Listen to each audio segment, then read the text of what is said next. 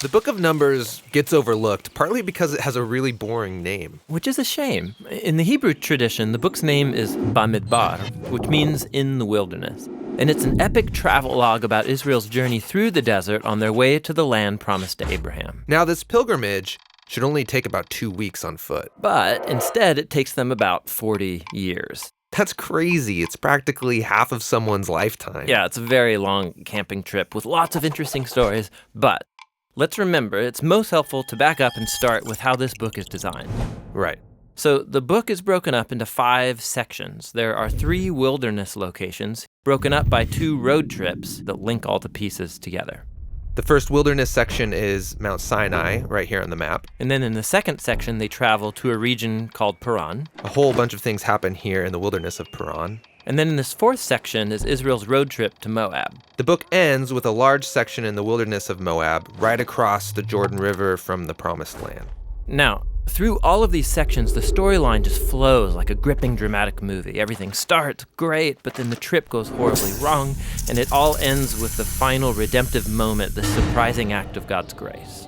So let's jump into this story. It all begins at the wilderness at Mount Sinai, and we've become really familiar with this mountain. Yeah, if you remember, Israel came here after Egypt, and they formed a covenant with God here, got the 10 Commandments here, built the tabernacle here, and they've been at this mountain for 1 full year. And now they take a census to number the people as they prepare to leave. Right, and they're given these instructions for how to organize all those people in the camp. God's presence in the tabernacle, and then the tribe of Levi and the priests around it, and then the rest of the tribes around them. And this pattern, it's this visual symbol for how God's holiness is at the center of their existence as a people. And they're told that when the cloud of God's presence moves, they're to pack up and travel with it. Yeah, the Ark of the Covenant is carried by the Levites out in front, and then the tribe of Judah, and on and on. And this order is also a symbol for how God's holy presence is their leader and guide through the wilderness. We begin the second section of the book with enthusiasm as they leave Mount Sinai and travel up to Paran. God's with them, everything's organized. This is going to be great. But it's not great. After just 3 days on the road, the people are complaining about their hunger and thirst, and then even Moses' brother and sister start bad-mouthing him in front of all the people. Not a great start. But now we're into the third section, the wilderness of Paran. This is where they send the 12 spies to scout out the Promised Land. 2 of those spies come back, and they're really optimistic. But the other 10 are freaked out, and they don't trust God, and they go around saying, we're going to get annihilated in there. And so they start a mutiny, and they try to appoint a new leader who's going to take all the people back to Egypt. And so basically, they are refusing to go into the Promised Land, and God honors their choice. He says that this generation is going to wander for 40 years and die in the wilderness, and only their kids will get to enter the Promised Land. You know, this story here gets brought up many times in the Bible by different authors. Yeah, and it always serves as a reminder that while God remains faithful to his people and his promises, he will honor their choices. He'll let them waste their whole lives if they choose to live in rebellion. Okay, so the trip's been a disaster so far. And it gets worse here in this 4th section as they're traveling to Moab.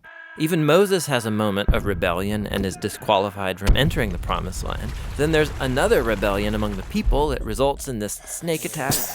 And what makes all these rebellions even worse is that every step of the way, God has been providing. He's been offering forgiveness. He's been giving them food and water and this crazy stuff called manna. Yeah, what is that stuff? Yeah, no idea. But in spite of all this, they keep complaining, and they say that they wish they had died in slavery in Egypt. If I was God, I would just give up on these guys. You would think.